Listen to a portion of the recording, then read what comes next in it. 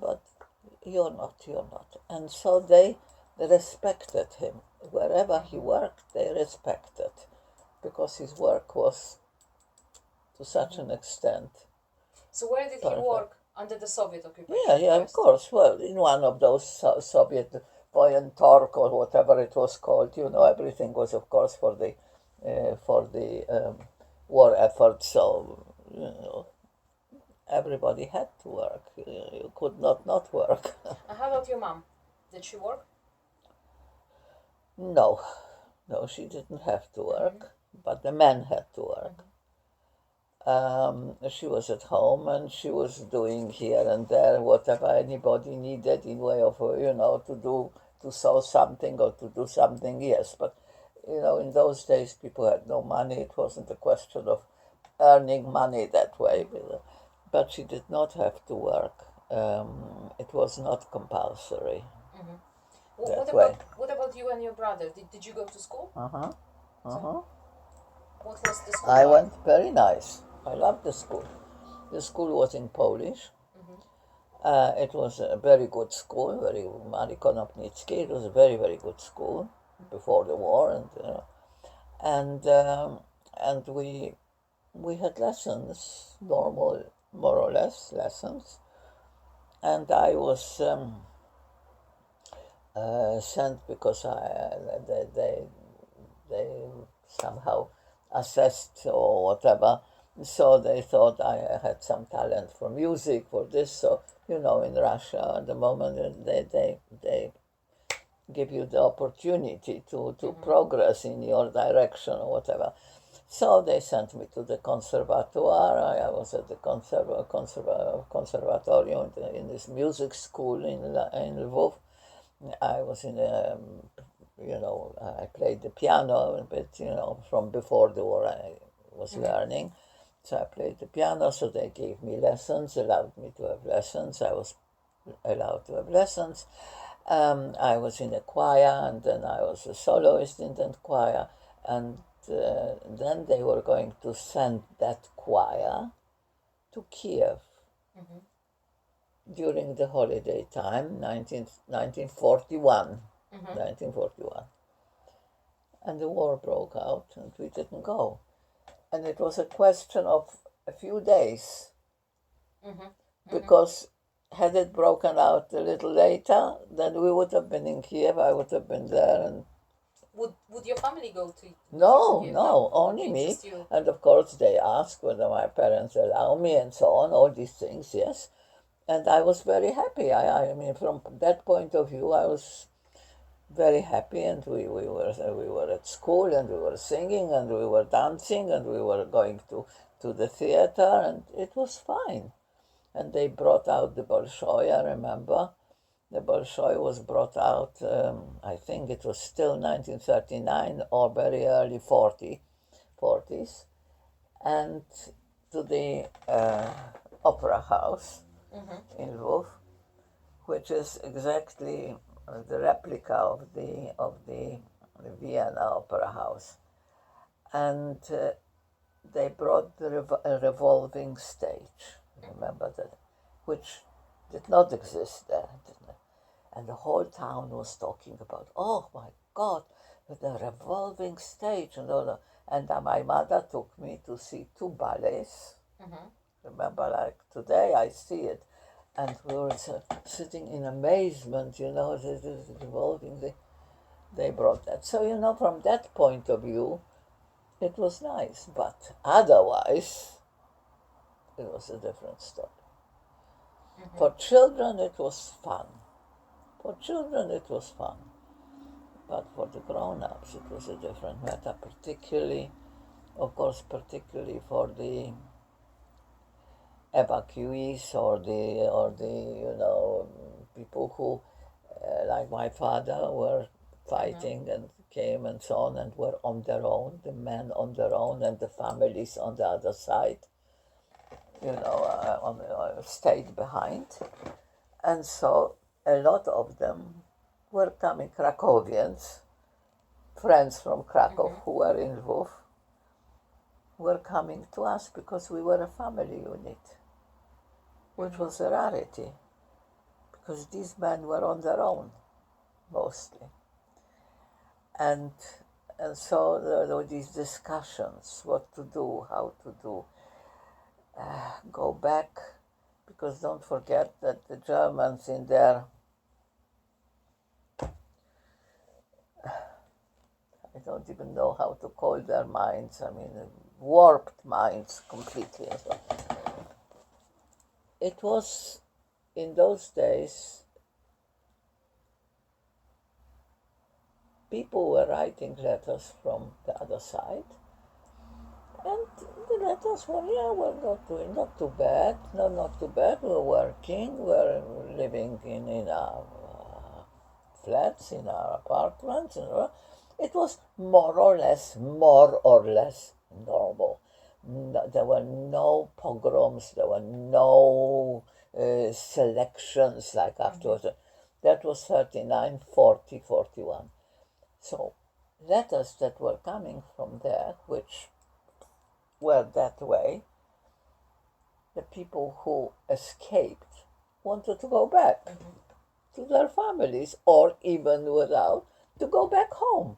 They thought it's better than to be here with the Russians, with the Soviets. And at one particular, I don't know, day, in the evening, three men came, three of those friends of ours, I remember, came to discuss. And what happens, that there were billboards on the top, that anybody who wishes, anyone who came over from the other side, from the West, in other words, escaping from the Germans, due to the pact that there is between them now, if anybody wishes to go back to their families, or together, would they register, and they can go back. And these men came, full of joy. Oh, fantastic, marvelous, we'll look at this, and we'll be able to go back, we'll be able. And my father said, and that I remember very vividly, he said, this is a trap. Don't register. Don't do that. It's a trap. What are you talking about? What do you mean a trap? This is billboards all over town, and what sort of... He said, don't register, because this is not going to be, it's not going to happen. He said, I know the Russians, it's not going to happen. They all registered, and the same night, goodbye. Nobody was there anymore. Were taken away. My father did not register, and we stayed behind. And so today, I tell you, I wish he had registered. I wish he had registered. I wish they would have taken us away. And who knows? We might have survived, all of us. He might have survived. The child might have survived. People did survive. Many perished, but very many survived. They were not being killed or murdered. They had to work hard, had very little to eat, had Siberia, God knows what. But people didn't require doctors anymore. Those who were ill, terribly ill before the war, suddenly they were not ill anymore. We were getting letters from those who were taken away. Oh, please send. So my parents were sending parcels for those friends there. And I remember my mother saying, but how can he eat that? He was so ill before the war. He had problems, stomach problems. He could not, whenever they were going somewhere to a restaurant or so together, going out. And he said, oh, I don't know if I can eat, my stomach. I remember this very vividly, this man, who was always, oh, I don't know if I... He was not ill anymore. And they all survived. Yeah, but then there were other ones who were sent to I'm saying... Starobielsk. No, absolutely, listen. it was a question of survival. You either survived or you didn't, but nobody murdered you, nobody killed, no selection, no this. You had to work hard, you had nothing to eat, we know what it was like. Terrible, terrible, terrible. But there was a possibility of survival. And many people survived. And look at those who survived with the army, with Anders's army. Right? People survived. We had no such chance afterwards. And the Germans were very, very shrewd doing what they did. That they didn't do any selections of this sort. I mean, perhaps here and there something. But on 39, 40, 41, people lived somehow there, and they were writing letters. It's not bad at all, and so they wanted to go back.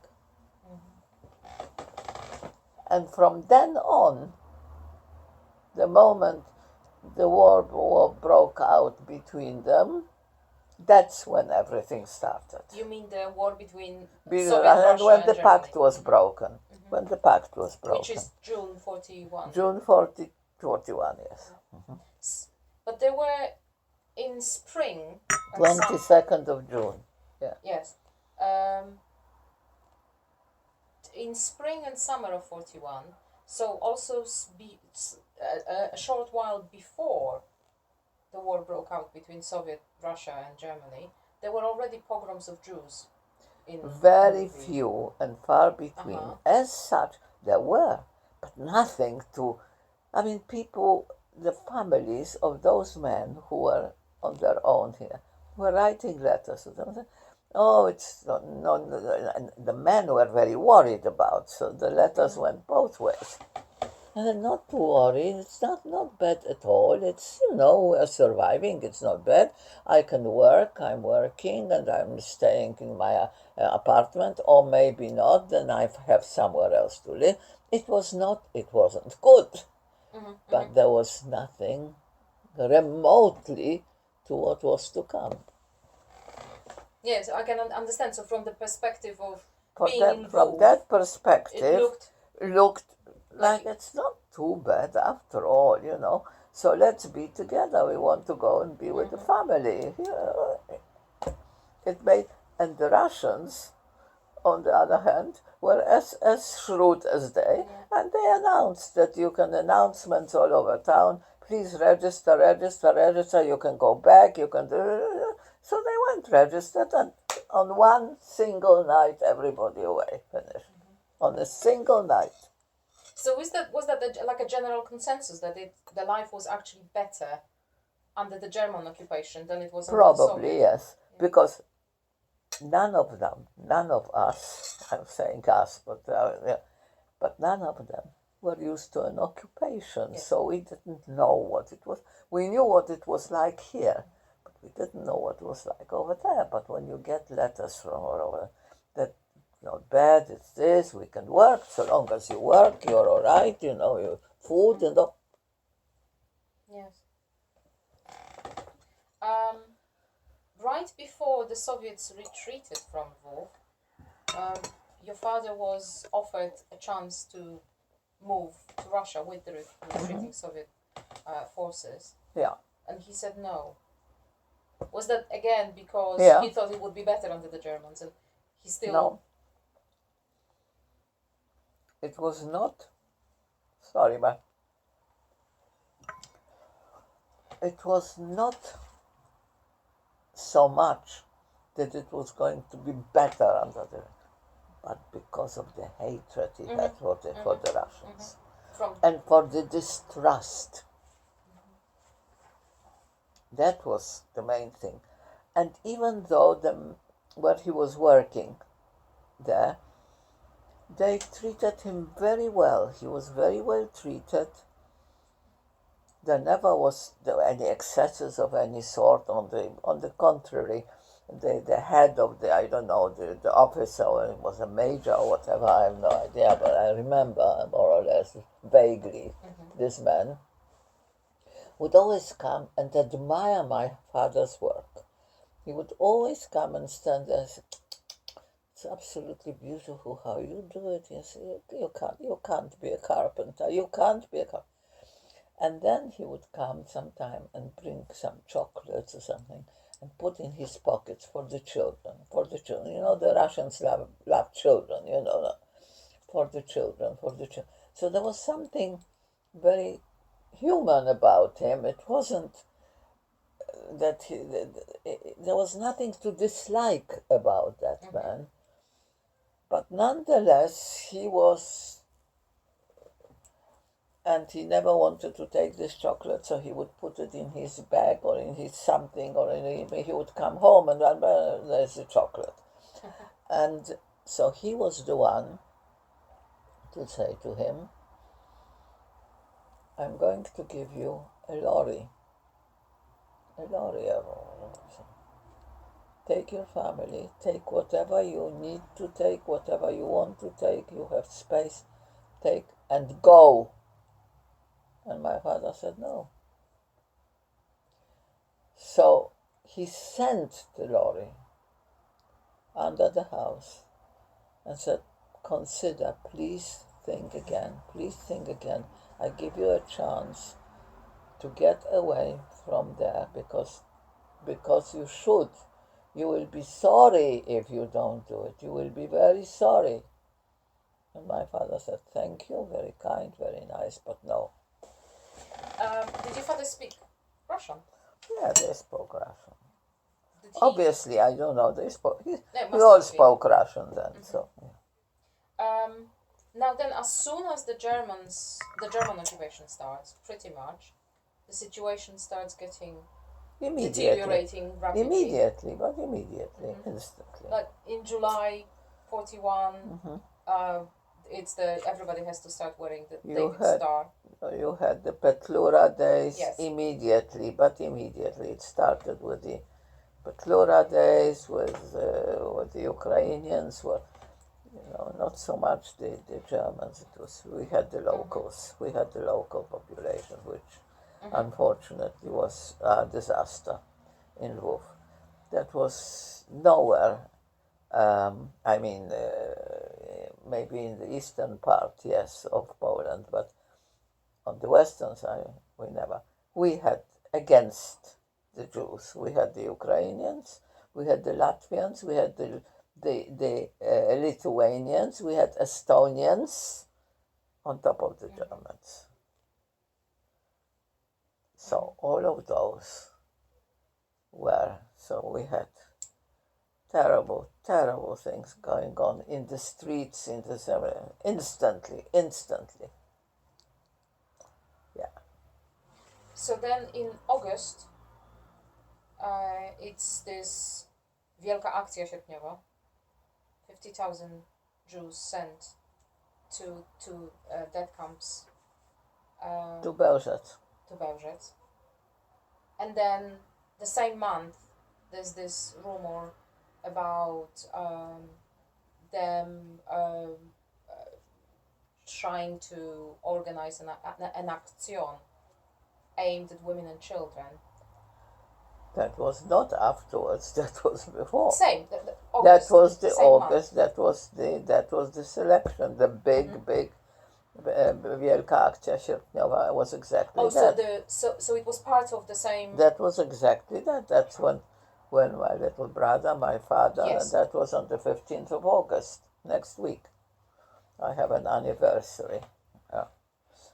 Yes, and that was it. Except nobody wanted to believe again. Nobody wanted to believe. What, children? Women? Why women? Children? Must be mad. Children? Who wants children? What do they want children for?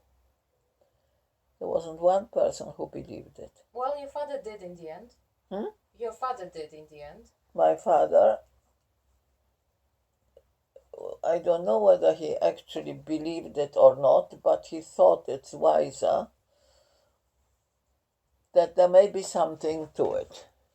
He didn't, like he mistrusted he didn't trust those either, And so we already were in several actions, several selections taken away altogether, and escaped. I mean, I escaped with my little brother, and then started moving things to take my parents out. I mean, that happened in the March action, in the thing, several times. But this one, my father said, right. Women and children, they're talking about that.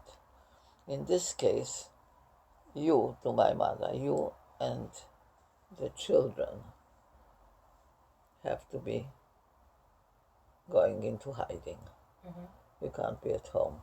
I have papers because I'm working, and I constantly, they shouldn't touch me. But my mother said, what? I mean, no, to leave you, you know how it is. No. So there were quite a few discussions, quite heated and so on. And then they decided that the next door where we were, my mother and I afterwards, it was a shop, and the ladies whom my mother knew, they were millionaire. It was a millinery shop, and my mother knew these people, these two sisters who were the owners and so on, and she asked them whether they wouldn't take the boy. No, because he's too small and he can't. No, he may cry, he may this, he may that, he's too small. No, we can't take. So that was no. So my father said, in this case, you will go with Lili, and I'll stay, and I have my little boy, Ulrich. I'll stay with him, or he'll stay with me, because I have very good papers. I'm working. And he wasn't working just anywhere. He was working for Sonderdienst. So he had very good working documents. And so here and there and all sorts of things, it was decided that we shall go and they will. And that's how it was. And unfortunately, this Ukrainian caretaker brought the Gestapo. And they tore up the papers. That's what we understood from neighbors who saw this happening. And took them away. And they said that apparently they took them to the courtyard outside the flat where we lived. And apparently my little brother was very fair, blonde, very blonde, light and green-eyed, and there was nothing Jewish to look or to speak, or you would never know. Apparently this Gestapo, this guardsman was standing with them, wanted to take the child away. He was telling him, but he didn't want to go. So they took them away, and that was the last we ever. Nobody knows. Nobody knew. My mother, we had an arrangement with them that every day after work at 6 o'clock, they would go past the shop on the opposite side of the street. They would just go past. So through the keyhole, my mother could see them there, that they were all right. This was the arrangement between my father and my mother. But on that day, on the 15th, they did not go past. So that she was standing and waiting and waiting and waiting, nothing happened. And then suddenly, two women, that shop was shut, of course, and it had, everything was shut completely and so on. And as if this were a good enough hiding place. It's absolute nonsense when I think of it today. It is ludicrous. because it belonged to Jewish people, and it was shut. So, if they wanted to go in and have a look, silly, but that's